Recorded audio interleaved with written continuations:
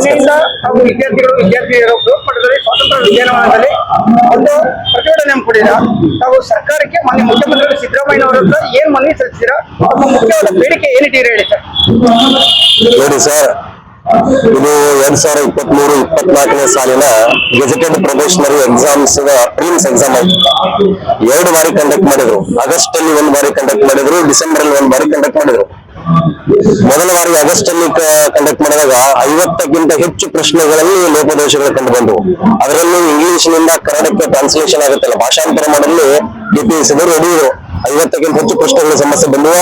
ಅದು ಇದೇ ಸ್ವಾತಂತ್ರ್ಯ ಉದ್ಯಾನದಲ್ಲಿ ಹೋರಾಟ ಮಾಡಿದ್ವಿ. ಮುಖ್ಯಮಂತ್ರಿಗಳನ್ನ ತ್ವರಿತವಾಗಿ ಸ್ಪಂದಿಸಿದ್ರು. ಮರು ನೇಮಕ ಮರು ಎಕ್ಸಾಮಿಗೆ ಆದೇಶವನ್ನು ಹೊರಡಿಸಿದ್ರು. ಮತ್ತೆ 2ನೇ ಬಾರಿ ಮರು ಎಕ್ಸಾಮ್ ಆಯ್ತು, ಡಿಸೆಂಬರ್ ಅಲ್ಲಿ ಆಯ್ತು. ಡಿಸೆಂಬರ್ 29ಕ್ಕೆ ಮತ್ತೆ ಎಕ್ಸಾಮ್ ಆಯ್ತು.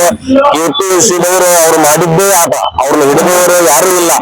ಅವ್ರ ಆಟ ಆಡಿದ್ದೇ ಆಟ ಅನ್ನುವಾಗೆ 2ನೇ ಬಾರಿ ಎಕ್ಸಾಮ್ ಕಂಡಕ್ಟ್ ಮಾಡಿದಾಗ 79 ಪ್ರಶ್ನೆಗಳಲ್ಲಿ ಲೋಪದೋಷಗಳು ಕಂಡು ಬಂದಿದಾವ. ಮೊದಲನೇ ಬಾರಿ 50 ಆದ್ರೆ 2ನೇ ಬಾರಿ 79. ಇದರ ಅರ್ಥ ಏನು ಅಂತಂದ್ರೆ ಕೆಪಿಎಸ್ಸಿ ಅವರು ಇಂಪ್ರೂವ್ಮೆಂಟ್ ಆಗವ್ರೆ. ಕೆಪಿಎಸ್ಸಿ ಅವರ ಕ್ವಾಲಿಟಿ ಚೆನ್ನಾಗಿದೆ. ಮೊದಲ ಬಾರಿ ಮಾಡಿದ ತಪ್ಪಕ್ಕಿಂತ ಹೆಚ್ಚಿನ ತಪ್ಪುಗಳನ್ನ ಮಾಡೋರೆ. ಇದು ಸರ್ಕಾರಕ್ಕೆ, ಕನ್ನಡಿಗರಿಗೆ, ಕನ್ನಡ ನೆಲ ಜಲಕ್ಕೆ ಸಡ್ಡು ಹೊಡೆದವ್ರೆ ಕೆಪಿಎಸ್ಸಿ ದವರು. ನಾನು ಮನಬಲ್ಲಕ್ಕೆ ತಪ್ಪು ಮಾಡ್ತೇನೆ, ಸಾಧ್ಯ ಆದ್ರೆ ಹಿಡ್ಕೊಳ್ಳಿ, ಇವನ ನಿಲ್ಲಿಸಿ ಅಂತ ಅವ್ರದೊಂದು ಏನಪ್ಪಾ ಅಂತಂದ್ರೆ ರಾಷ್ಟ್ರ ಅವ್ರದ್ದು. 2ನೇ ಬಾರಿ 79 ಪ್ರಶ್ನೆಗಳ ಸಮಸ್ಯೆ ಆದ್ರೂ ಕೂಡ ಅದನ್ನ ಮುಖ್ಯಮಂತ್ರಿಗಳು ಕೂಡ ಸಲ್ಲಿಸಿದ್ವಿ. ಇದೇ ಸ್ವಾತಂತ್ರ್ಯ ಉದ್ಯಾನದ ಮತ್ತೆ 2 ಬಾರಿ ಕರಗ ನೇತೃತ್ವದಲ್ಲಿ ಹೋರಾಟ ಮಾಡಿದ್ವಿ. ನಮ್ಮ 2 ವಿದ್ಯಾರ್ಥಿಗಳ ಸಂಘದ ನೇತೃತ್ವದಲ್ಲಿ ಕೂಡ ಹೋರಾಟ ಮಾಡಿದ್ವಿ. ಪತ್ರಗಳನ್ನ ಬರೆದು ಮುಖ್ಯಮಂತ್ರಿ ತಿಳಿಸಿದ್ವಿ. ಧಾರವಾಡದಿಂದ ಬೆಂಗಳೂರುವರೆಗೆ ನಮ್ಮ ವಿದ್ಯಾರ್ಥಿಗಳು ಕಾಲ್ನಡಿಗೆ ಕೂಡ ಮಾಡಿದ್ರು. ಇದೇನಂದ್ರೂ ಕೂಡ ಸರ್ಕಾರ ಇದಕ್ಕೆ ಇದ್ರ ಬಗ್ಗೆ ಏನು ಮಾತಾಡ್ತಾ ಇಲ್ಲ. ಅಸೆಂಬ್ಲಿಯಲ್ಲಿ ಮಾತಾಡಿದ್ರು, ವಿರೋಧ ಪಕ್ಷದವರು ಕೂಡ ಮಾತಾಡಿದ್ರು. ಮುಖ್ಯಮಂತ್ರಿಗಳನ್ನು ಮಾತು ಕೊಟ್ಟರು. ಏನಪ್ಪಾ ಅಂದ್ರೆ, ನೋಡಿ ಕೇಸ್ ಪ್ರಿಲಿಮ್ಸ್ ಪ್ರಶ್ನೆ ಏನು ನಿಮ್ ಸಮಸ್ಯೆ ಇದೆ, ಕ್ಯಾಟಲ್ ಇದೆ, KT ಇದೆ, ಅದು ರಿಸಲ್ಟ್ ಏನ್ ಬರುತ್ತೆ ಅದನ್ನ ನೋಡ್ಕೊಂಡು ನಾನು ಮಾತಾಡ್ತೇನೆ. ಅದು ಪರ ಬರಲಿ ವಿರೋಧ ಬರಲಿ, ಎಲ್ಲ ವಿರೋಧ ಪಕ್ಷಗಳನ್ನು ಕರೆದು ಕನ್ನಡಿಗ ಮುಖಂಡರನ್ನು ಕರೆದು ಆ ಎಕ್ಸಾಮ್ ಅನ್ನ ಎಕ್ಸಾಮ್ ಮಾಡ್ಲಿಕ್ಕೆ ನಾನು ಪ್ರಯತ್ನ ಮಾಡ್ತೇನೆ. ಮರು ಎಕ್ಸಾಮ್ ನನಗೆ ವಿರೋಧ ಇಲ್ಲ ಅಂತ ಹೇಳಿದ್ರು. ಅದು ಹೇಳಿ ಮತ್ತೆ 2 ತಿಂಗಳ ಮೇಲಾಯ್ತು. ಮುಖ್ಯಮಂತ್ರಿಗಳೇ ಕ್ಯಾಟಲ್ ಅದು ಏನೋ ಅದ್ರ ರಿಸಲ್ಟ್ ಬರಲಿಲ್ಲ. ಹೈಕೋರ್ಟ್ ಅಲ್ಲಿ ಹೋದ್ರು ವಿದ್ಯಾರ್ಥಿಗಳು. ಯಾರು ಪಿಟಿಷನರ್ಸ್ ಇದ್ರಲ್ಲ, 30+ ಪಿಟಿಷನರ್, ಅವರನ್ನ ಮಾತ್ರ ಅಲೋ ಮಾಡ್ಯಾರೆ. ಯಾರವರು ಕನ್ನಡ ಮಾಧ್ಯಮದಲ್ಲಿ ಬರೆದಂತಾರೋ, ಸರ್ ನಮ್ಮ ಪಕ್ಕ ಕನ್ನಡ ಮಾಧ್ಯಮದವರು, ನಮ್ಮ 30ಕ್ಕಿಂತ ಹೆಚ್ಚು ವಿದ್ಯಾರ್ಥಿಗಳು ಪಿಟಿಷನರ್ಸ್ ಇದಾವೆ, ಕ್ವಶನ್ ಪೇಪರ್ಲಿ ಕನ್ನಡ ಸಮಸ್ಯೆ ಇದೆ, ನಮಗೆ ಅವಕಾಶ ಕೊಡಿ ಅಂತ ಕೇಳಿದ್ರು. 30 ಜನರಿಗೆ ಮಾತ್ರ ಅವಕಾಶ ಕೊಟ್ಟಾರೆ. ಟೋಟಲ್ ಕನ್ನಡಿಗರು 70,000 ಎಕ್ಸಾಮ್ ಬರುವಂತವ್ರು, 70,000. ಇವರಿಗೆ ನೀವು ಅವಕಾಶ ಕೊಡಲ್ಲ ಮಾನ್ಯ ಮುಖ್ಯಮಂತ್ರಿಗಳೇ. ನಿಮ್ಮ ಸಾಮಾಜಿಕ ನ್ಯಾಯದ ಪರಿಕಲ್ಪನೆಯಲ್ಲಿ ಹೋಗಿತ್ತು. ಎಲ್ಲರ ಗ್ರಾಮೀಣ ಭಾಗದ ಜನರ ಬಗ್ಗೆ ಮಾತಾಡಿದ್ರಿ. ಅದಕ್ಕಿಂತ ಮುಖ್ಯವಾಗಿ ಈಗ ಯುವಕರಿಗೆ ಅಸೆಂಬ್ಲಿಯಲ್ಲಿ, ಶಾಲೆಗಳಲ್ಲಿ ಕನ್ನಡದ ಗ್ರಾಮರ ಬಗ್ಗೆ ಹೇಳ್ತಾರಲ್ಲ ಮುಖ್ಯಮಂತ್ರಿಗಳೇ. ಕ್ವಶನ್ ಪೇಪರ್ ನೀವು ನೋಡಿದ್ರ 79 ಸಮಸ್ಯೆಗಳು, ಅದರಲ್ಲಿ 50ಕ್ಕಿಂತ ಹೆಚ್ಚು ಗಂಭೀರ ಸ್ವರೂಪದ ಸಮಸ್ಯೆಗಳು. ನೀವೇ ಹೇಳಿ ವೀಕ್ಷಕರ ನೋಡ್ತೀರಿ. ಇಂಗ್ಲಿಷ್ ಅಲ್ಲಿ ಎಕ್ಸ್ಪೋರ್ಟ್ ಅಂದ್ರೆ ಕನ್ನಡದಲ್ಲಿ ಏನನ್ಬೇಕು, ಅದಕ್ಕೆ ರಫ್ತು ಅಂತಾರಲ್ಲ, ಕನ್ನಡದಲ್ಲಿ ಕೂಡ ಆಮದು ಅಂತಾರೆ. ಇಂಗ್ಲಿಷ್ ಅಲ್ಲಿ ಶಿ ಅಂತಂದ್ರೆ ಇವ್ರು ಕನ್ನಡದಲ್ಲಿ ಅವನು ಅಂತೆ. ಇಂಗ್ಲಿಷ್ ಅಲ್ಲಿ ಲೆಫ್ಟ್ ಅಂದ್ರೆ ಕನ್ನಡದಲ್ಲಿ ಅದು ಬಲಕ್ಕೆ ಅಂತೆ. ನೋಡಿ ಎಲ್ಲಿಗೆ ಎರೆಹುಳು ಅಂತಂದ್ರೆ ಇದು ಮಣ್ಣಿನ ಹುಳ ಅಂತೆ. ನೋಡಿ ಸರ್, ಇಂಥವೆಲ್ಲ ಸಮಸ್ಯೆಗಳನ್ನು ಮಾಡಿದ್ರೆ ಪಕ್ಕ ಕನ್ನಡದಲ್ಲಿ ಓದಿರ್ತಕ್ಕಂಥ ಕನ್ನಡ ಮಾಧ್ಯಮದ ವಿದ್ಯಾರ್ಥಿ, ಬಡ ರೈತ, ಕೂಲಿ ಕಾರ್ಮಿಕರ, ದಲಿತರ, ಹಿಂದುಳಿದ ವರ್ಗದ ಸಾಮಾನ್ಯ ಮಕ್ಕಳು ಏನಿದ್ದಾರೆ ಕನ್ನಡದಲ್ಲಿ ಓದಿದ್ರು, ಅವ್ರ ಕ್ವಶನ್ ಪೇಪರ್ ಹೆಂಗ್ ಸಾಲ್ವ್ ಮಾಡಿದ್ರು ಮುಖ್ಯಮಂತ್ರಿಗಳೇ? ಈ ಕ್ವಶನ್ ಪೇಪರ್ ಕೇವಲ ಇಂಗ್ಲಿಷ್ ಮೀಡಿಯಂದವ್ರಿಗೆ ಮಾತ್ರ ಇತ್ತು. ಕನ್ನಡ ವಿದ್ಯಾರ್ಥಿಗಳನ್ನ ಹೊರ ಹಾಕಲೆಂದು ಈ ಕ್ವಶನ್ ಪೇಪರ್ ಅನ್ನ ರೆಡಿ ಮಾಡಿದ್ರು. ಕೆಪಿಎಸ್ಸಿದವರು ಇದರಲ್ಲಿ ಯಶಸ್ವಿಯಾಗಿದ್ದಾರೆ. ನಮಗೆಲ್ಲೋ ಒಂದ್ ಕಡೆ ಸಂಶಯ ಬರ್ತಾ ಇದೆ, ಇದರಲ್ಲಿ ಸರ್ಕಾರ ಎಲ್ಲೋ ಇನ್ವಾಲ್ವ್ಮೆಂಟ್ ಆಗಿದೆ ಅಂತ. ಈ ರೀತಿ ಆಗೋದು ಬೇಡ ಮುಖ್ಯಮಂತ್ರಿಗಳೇ. ನಿನ್ನೆ ಕೂಡ ನಮ್ಮ ವಿದ್ಯಾರ್ಥಿ ನಾಯಕರು, ನಮ್ಮ ರೈತ ಸಂಘ ಮುಖಂಡರು ಬಂದು ನಿಮಗೆ ಭೇಟಿಯಾಗಿದ್ರು ಸಾಯಂಕಾಲ. ನೀವು ಅದಕ್ಕೆ ನಾನು ಇದಕ್ಕೆ ನ್ಯಾಯ ಒದಗಿಸಿ ಕೊಡ್ತೀನಿ ಅಂತ ಹೇಳಿದ್ರು. ನಾಳೆ ಇನ್ನು ಸ್ವಲ್ಪ 2-3 ದಿನ ಬಿಟ್ಟರೆ 3ನೇ ತಾರೀಕು ಮೇನ್ಸ್ ಎಕ್ಸಾಮ್ ಇದೆ. ಇನ್ನುಳಿದಂತೆ ಎಲ್ಲ ಎಕ್ಸಾಮ್ ಬರೀಬೇಕೀಗ. ಹೇಗೆ ಸರ್ ಇದು? ನೀವು ಶೋಧ ರಿಸಲ್ಟ್ ಅನ್ನ ನೀವು ನಿಮ್ಮ ಸರ್ಕಾರದ ನಿಲುವನ್ನು ತಿಳಿಸಬೇಕಾಗಿತ್ತು. ಸೊ ಎಲ್ಲ ವಿದ್ಯಾರ್ಥಿಗಳ ಪರವಾಗಿ ನನ್ನ ನಿಲುವು ಏನಪ್ಪಾ ಅಂದ್ರೆ, ನನ್ನ ಆಗ್ರಹವನ್ನು ಸರ್ಕಾರಕ್ಕೆ, ಅದರಲ್ಲಿ ಮಾನ್ಯ ನಮ್ಮ ಮುಖ್ಯಮಂತ್ರಿಗಳು, ಕರ್ನಾಟಕ ರಾಜ್ಯದ ಮೊದಲ ಕನ್ನಡ ಕಾವಲು ಸಮಿತಿ ಅಧ್ಯಕ್ಷರು, ಮುಖ್ಯಮಂತ್ರಿಗಳೇ, ನಿಮ್ಮ ಅಧಿಕಾರಾವಧಿಯಲ್ಲೇ ಕನ್ನಡ ಕಗ್ಗಲೆ ಹಾಕ್ತದೆ, ಕನ್ನಡವನ್ನ ಕುದಿಗಿಸಿಕೊಳ್ತಾ ಇದ್ದಾರೆ. ನಿಮ್ಮ ನೇತೃತ್ವದಲ್ಲೇ, ನಿಮ್ಮ ಆಡಳಿತಾವಧಿಯಲ್ಲೇ ಇದನ್ನ ನೋಡಿ ಹೆಂಗ್ ಸಹಿಸಿಕೊಳ್ತೀರಾ? ನಿಮ್ಮ ಮೈಯಲ್ಲಿರ್ತಕ್ಕಂಥ ಕನ್ನಡ ರಕ್ತ ಕುದಿಯೋದಿಲ್ವಾ? ಇದಕ್ಕೆ ನೀವು ಆನ್ಸರ್ ಮಾಡಲೇಬೇಕು. ನಮ್ಮ ಆಗ್ರಹ ಒಂದೇ, KS ಮರು ನೇಮಕತೆ ಆಗಬೇಕು ಮುಖ್ಯಮಂತ್ರಿಗಳೇ, ಮರು ರೀನೋಟಿಫಿಕೇಶನ್ ಆಗಬೇಕು. ಅಂದ್ರೆ ಮಾತ್ರ ಪಾರದರ್ಶಕವಾಗಿ ಎಕ್ಸಾಮ್ ಕಂಡಕ್ಟ್ ಆದ್ರೆ ಅರ್ಹ ವ್ಯಕ್ತಿಗಳು ಕೂಡ ಪಾಸ್ ಆಗ್ತಾರೆ. ಇತ್ತೀಚಿನ ಕೆಲವು UPSC ರಿಸಲ್ಟ್ ಬಂತು. ನಮ್ಮ ಮಹಾರಾಷ್ಟ್ರ ಬೆಳಗಾಂ ಬಾರ್ಡರ್ ಒಬ್ಬ ಬಡ ವ್ಯಕ್ತಿ, ಕುರುಬರ ಪೈಕಿ ಒಬ್ಬ ವ್ಯಕ್ತಿ, ಬಹಳ ಬಡತನ ಇರ್ತಕ್ಕಂಥ ವ್ಯಕ್ತಿ 551ನೇ ರ್ಯಾಂಕ್ ಬಂದವರೆ. ಅಲ್ಲಿ ನೋಡ್ಬೋದು ಬೀರ್ಲಿ ಅಂತ ಹೇಳಿ. UPSC ಎಕ್ಸಾಮ್ ಅಲ್ಲಿ ಮಾತ್ರ ಸಾಧ್ಯ. ಇಂಥ ಉದಾಹರಣೆಗಳು ನಿಮಗೆ KPSC ಅಲ್ಲಿ ಸಿಗಲ್ಲ, ಅದರಲ್ಲಿ ನಮ್ಮ KS ಎಕ್ಸಾಮ್ ಅಲ್ಲಿ ಕಂಡು ಬರಕ್ಕೆ ಸಾಧ್ಯ ಇಲ್ಲ. ಯಾಕೆ? ಎಲ್ಲ ದೊಡ್ಡ ದೊಡ್ಡ ಹೆಗ್ಗಣಗಳು, ದುಡ್ಡಿನ ರಾಷ್ಟ್ರೀಯರು, ದುಡ್ಡಿನ ದರ್ಪ ಇರ್ತಕ್ಕಂಥವ್ರ ರಾಜಕೀಯ ಪ್ರಭಾವಶಾಲಿಗಳು, ಅಂತವರ ಮಕ್ಕಳನ್ನ ಮಾತ್ರ ನೀವು ನೇಮಕ ಮಾಡ್ಕೊಂಡಿದ್ರೆ ಬಡವ್ರ ಮಕ್ಕಳು ಮಾಡ್ಕೊಳ್ಳಿಕ್ಕೆ ಸಾಧ್ಯ ಆಗ್ತಾ ಇಲ್ಲ ನಿಮಗೆ. ಸೊ KPSC ಬಹಳ ತಪ್ಪು ದಾರಿಯಲ್ಲಿ ಹೋಗ್ತಾ ಇದೆ. ಇದರ ಕಿವಿ ಹಿಂಡಿ ಸರಿ ದಾರಿ ತರುವುದು ಮುಖ್ಯಮಂತ್ರಿಗಳೇ ನಿಮ್ಮ ಕರ್ತವ್ಯ. ಹೌದು, ಕಾನ್ಸ್ಟಿಟ್ಯೂಷನ್ ಬಾಡಿ ಇರ್ಬೋದು, ಅಂದ್ರೆ ಇದ್ರ ಮೇಲೆ ನಿಮಗೆ ನಿಯಂತ್ರಣ ಇದೆ. ಇನ್ನು ನೋಟಿಫಿಕೇಶನ್ ರದ್ದು ಮಾಡಿ ರೀನೋಟಿಫಿಕೇಶನ್ ಮಾಡೋ ಅಧಿಕಾರ ನಿಮ್ಮ ಸರ್ಕಾರಕ್ಕಿದೆ. ದಯವಿಟ್ಟು ರೀನೋಟಿಫಿಕೇಶನ್ ಮಾಡಿ ಕನ್ನಡವನ್ನ ನೀವು ಕಾಯ್ಬೇಕು. ಕನ್ನಡ ನೆಲ ಜಲವನ್ನ ಕಾಯ್ತಕ್ಕಂತ ಏನಪ್ಪಾ ಅಂತಂದ್ರೆ ಅದ್ರ ಹೊಣೆ ನಿಮ್ಮ ಮೇಲೆ ಇದೆ. ನಿಮ್ಮ ಆಡಳಿತ ಅವಧಿಯಲ್ಲಿ ಕನ್ನಡಕ್ಕೆ ಕೆಟ್ಟ ಹೆಸರು ಬರಬಾರ್ದು. ಮುಂದೊಂದು ದಿವಸ ಮುಖ್ಯಮಂತ್ರಿಗಳು ನಿಮ್ಮ ಕಪ್ಪು ಚುಕ್ಕೆ ಬರುತ್ತೆ. ಏನು ಕಪ್ಪು ಚುಕ್ಕೆ ಬರುತ್ತೆ? ದೇವರಾಜ ಅರಸು ಏನ್ ಕೊಡ್ತಿದ್ರು ಸಾಮಾಜಿಕ ನ್ಯಾಯದ ಹರಿಕಾರರು, ನಿಮಗೂ ಕೂಡ ಅದೇ 2ನೇ ಸ್ಥಾನದಲ್ಲಿ ನಿಮ್ಮ ನೋಡ್ತಾ ಇದ್ದೀವಿ. ಬಟ್ KS ಅನರ್ಹ ವ್ಯಕ್ತಿಗಳು ನೋಡಿ, ಕನ್ನಡಿಗರ ಅನ್ಯಾಯ ಮಾಡಿ ನೀವು ನೋಟಿಫಿಕೇಶನ್ ಮಾಡಿದ್ರೆ ನಿಮಗೊಂದು ನಾಳೆ ಒಂದು ಪತ್ರ ಸಿಗುತ್ತೆ ಮುಖ್ಯಮಂತ್ರಿಗಳು. ಏನು?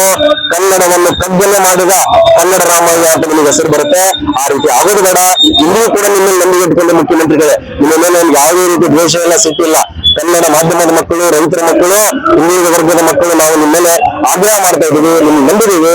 ದಯವಿಟ್ಟು ಆದಷ್ಟು ಬೇಗನೆ KS ರೀನೋಟಿಫಿಕೇಶನ್ ಮಾಡಿ, ಹಳೆ ನೋಟಿಫಿಕೇಶನ್ ರದ್ದು ಮಾಡಿ, ಪ್ರಾಮಾಣಿಕ ವ್ಯಕ್ತಿಗಳಿಗೆ, ಕನ್ನಡದ ವ್ಯಕ್ತಿಗಳಿಗೆ ಎಕ್ಸಾಮ್ ಬರಲಿಕ್ಕೆ ಅವಕಾಶ ಮಾಡಿಕೊಡಿ. ಬಡವರ ಮಕ್ಕಳು ಕೂಡ DYSPಗಳು ಅಸಿಸ್ಟೆಂಟ್ ಕಮಿಷನರ್ ಆಗಲಿಕ್ಕೆ ಅವಕಾಶ ಮಾಡಿಕೊಡಿ. ನಿಮ್ಮ ಹೆಸರು ಇರುತ್ತೆ, ಅದಕ್ಕಿಂತ ಹೆಚ್ಚಾಗಿ ಕನ್ನಡ ತಾಯಿ ಸೇವೆ ಮಾಡಿದಂಗಾಗುತ್ತೆ. ಇಲ್ಲಾಂದ್ರೆ ಮುಖ್ಯಮಂತ್ರಿಗಳೇ ನೀವು ದ್ರೋಹ ಮಾಡಿದಂಗಾಗುತ್ತೆ. ಸರ್, ನಿನ್ನೆ ಗ್ರೂಪ್ ಮಟ್ಟದಲ್ಲಿ ತಾವು ಏನ್ ಎಫರ್ಟ್ ಹಾಕಿ ಬಹಳ ಕಷ್ಟಪಟ್ಟು ಒಂದು ಪೆಂಡಲ್ ಹಾಕಿ, ಚೇರ್ ಹಾಕಿ, ಬ್ಯಾನರ್ ಹಾಕಿ, ಮೈಕ್ ಸೆಟ್ ಹಾಕಿ ವಿದ್ಯಾರ್ಥಿಗಳು ಎಲ್ಲರೂ ಒಗ್ಗಟ್ಟಾಗಿ ಬಹಳ ಶ್ರಮ ಅನ್ನೋದು ಎಷ್ಟು ಕಾಡುತ್ತೆ ಸರ್. ಬಹಳ ಕಷ್ಟಪಟ್ಟು ಪ್ರತಿಭಟನೆ ಮಾಡ್ತಾ ಇದ್ದಾರೆ. ಮತ್ತು ನಿಮ್ಮನ್ನ ಒಗ್ಗಟ್ಟಿನ ಕೊರತೆ ಎಷ್ಟು ಕಾಣಿಸ್ತಾ ಇದೆ. ಈ ಮಾತಾಡಿದಾಗ 70,000 ಜನ ಮೇಲ್ಪಟ್ಟ ವಿದ್ಯಾರ್ಥಿಗಳಿದ್ದಾರೆ. ಅದು ಒಂದು ಕಾಲ್ ಭಾಗನ ಸೇರ್ಬೋದಾಗಿತ್ತು. ಒಗ್ಗಟ್ಟಿರೋಲ್ಲ ಸರ್. ಹೌದು ಸರ್, ನೀವು ಹೇಳುದು ಕರೆಕ್ಟ್ ಇದೆ. ಬಟ್ ಅದಕ್ಕೆ ನಾನು ಜಸ್ಟಿಫಿಕೇಶನ್ ಏನ್ ಕೊಡ್ತೇನೆ ಅಂದ್ರೆ, ಸರ್ ಎಕ್ಸಾಮ್ ನೋಟಿಫಿಕೇಶನ್ ಆಗಿದೆ 2024 ಫೆಬ್ರವರಿಗೆ. ಎಕ್ಸಾಮ್ ನೋಟಿಫಿಕೇಶನ್ ಫಸ್ಟ್ ಎಕ್ಸಾಮ್ ಆಗಿರೋದು ಆಗಸ್ಟ್ ಅಲ್ಲಿ, ಸೆಕೆಂಡ್ ಎಕ್ಸಾಮ್ ಡಿಸೆಂಬರ್ ಅಲ್ಲಿ. ನಾವು ಕಂಟಿನ್ಯೂಸ್ ಒತ್ತಾಯ ಮಾಡಿದ್ದೇವೆ. ಕರೆದ ನಮ್ಮ ನಾರಾಯಣಗೌಡರ ನೇತೃತ್ವದಲ್ಲಿ ರಕ್ತ ಭಿತ್ತಿ ಪತ್ರಗಳನ್ನು ಬರೆದಿದ್ದೇವೆ. ನಾರಾಯಣಗೌಡರೇ ಖುದ್ದಾಗಿ ಮುಖ್ಯಮಂತ್ರಿಗಳು ಭೇಟಿಯಾಗಿ ಇಲ್ಲಿ ಸಭೆ ಮಾಡಿದಾಗ ಇಂಟೆಲಿಜೆನ್ಸ್ ಹೇಳಿದ್ರು 2 ದಿನ ಟೈಮ್ ಕೊಡ್ರಿ ಅಂತ ಕೇಳಿದ ಮುಖ್ಯಮಂತ್ರಿಗಳು. 2 ದಿನ ರಿಸಲ್ಟ್ ನಾವು ಹೇಳ್ತೀವಿ, ನಮ್ಮ ನಿರ್ಧಾರ ಆಗ್ಲಿಲ್ಲ. ಮತ್ತೆ ಅದೇ ರೀತಿ ಅಸೆಂಬ್ಲಿಯಲ್ಲಿ ಕೂಡ ಮಾತು ಕೊಟ್ಟಿದ್ರು.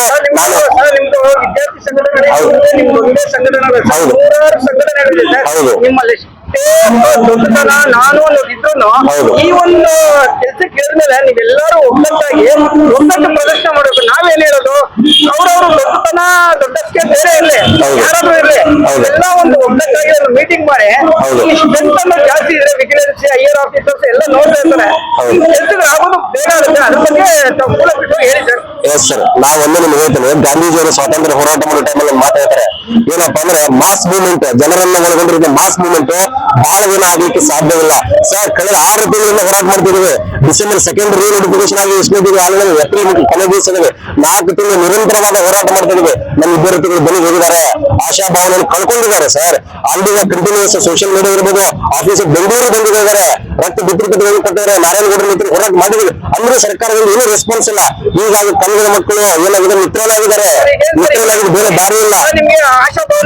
ಖಂಡಿತವಾಗಿ ಮುಖ್ಯಮಂತ್ರಿಗಳ ನಂಬಿಕೆ ಇದೆ, ಆಶಾಭಾವನೆ ಸರ್. ನೋಡಿ ಸರ್, ಈಗಿನ ಪ್ರಸ್ತುತ ಸನ್ನಿವೇಶ ನೋಡಿದ್ರೆ ನಮ್ಮ ಒಳಗೊಂದು ಎಲ್ಲೋ ಅಳುಕಿದೆ, ಎಲ್ಲೋ ಮುಖ್ಯಮಂತ್ರಿಗಳನ್ನು ಕೈ ಬಿಡ್ತಾರೆ, ಸರ್ಕಾರವನ್ನು ಕೈ ಬಿಡ್ತಾ ಅಂತಿದೆ. ಅಂದ್ರೂ ಕೂಡ ನಾವು ಕೊನೆಯದಾಗಿ ನಾವು ಇರೋರಿಗೂ ನೋಡಿ ನಾವು ಆಶಾಭಾವನೆ ಇಟ್ಕೊಳ್ಬೇಕಾಗುತ್ತೆ. ಮುಖ್ಯಮಂತ್ರಿಗಳು, ಮಾನ್ಯ ಮುಖ್ಯಮಂತ್ರಿಗಳು ಬಹಳ ಗೌರವ ಇದೆ, ಅವ್ರು ನಮ್ಗೆ ನ್ಯಾಯ ಒದಗಿಸ್ತಾರೆ ಅಂತ ಇನ್ನೂ ಕೂಡ ನಂಬಿದೆ ಸರ್. ಸರ್, ನನ್ನ ಹೆಸರು ಭೀಮರೆಡ್ಡಿ SB ಅಂತ. ನಾನು ಮೂಲತಃ ಗದಗ ಜಿಲ್ಲೆ ನರಗುಂದ ತಾಲೂಕಿನಲ್ಲಿ ಕುರಿಗಿರಿ ಎಂಬ ಗ್ರಾಮದವರು. ನಾನು ಕಳೆದ 8 ವರ್ಷಗಳಿಂದ ಸ್ಪರ್ಧಾತ್ಮಕ ಪರೀಕ್ಷೆಗಳಿಗೆ ಪ್ರಾಧ್ಯಾಪಕನಾಗಿ ಕೆಲಸ ಮಾಡ್ತಾ ಇದ್ದೇನೆ. ನಾನು ವಿದ್ಯಾರ್ಥಿಗಳ ಪರವಾಗಿ ಮಾತಾಡೋದನ್ನು ಹೊರತು ಸರ್ ವೈಯಕ್ತಿಕವಾಗಿಲ್ಲ.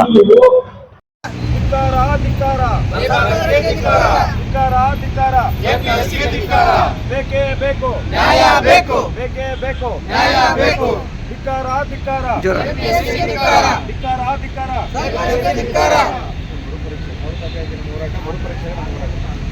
ಆಗ್ಲೇಬೇಕು, ಆಗ್ಲೇಬೇಕು, ಆಗ್ಲೇಬೇಕು, ಆಗ್ಲೇಬೇಕು, ಆಗ್ಲೇಬೇಕು, ಆಗ್ಲೇಬೇಕು. ಬೇಕೇ ಬೇಕು ನ್ಯಾಯ, ಬೇಕು ಬೇಕೇ ಬೇಕು ನ್ಯಾಯ, ಬೇಕು ಆಗ್ಲೇಬೇಕು, ಆಗ್ಲೇಬೇಕು, ಆಗ್ಲೇಬೇಕು, ಆಗ್ಲೇಬೇಕು, ಆಗ್ಲೇಬೇಕು.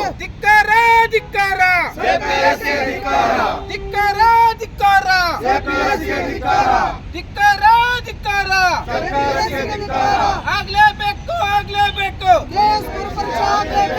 ಆಗ್ಲೇಬೇಕು ಆಗ್ಲೇಬೇಕು ಎಲ್ಲಿವರೆಗೆ ಹೋರಾಟ ಎಲ್ಲಿವರೆಗೆ ಹೋರಾಟ ಬೇಕೇ ಬೇಕು ಬೇಕೇ ಬೇಕು ಧಿಕ್ಕಾರ ಧಿಕ್ಕಾರ ಧಿಕ್ಕಾರ ಧಿಕ್ಕಾರ ಬೇಕೇ ಬೇಕು ಬೇಕೇ ಬೇಕು ಧಿಕ್ಕಾರ ಧಿಕ್ಕಾರ ಧಿಕ್ಕಾರ ಧಿಕ್ಕಾರ